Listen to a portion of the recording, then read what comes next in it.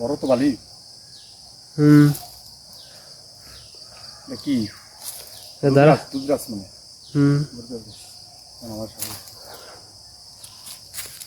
এটা হচ্ছে আমাদের গ্রাম অঞ্চলে।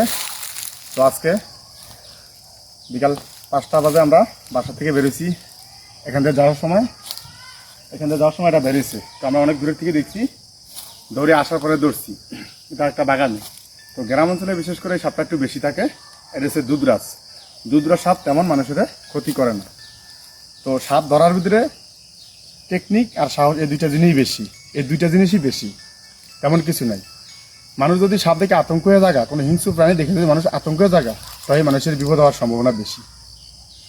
এটা একদম যাতা।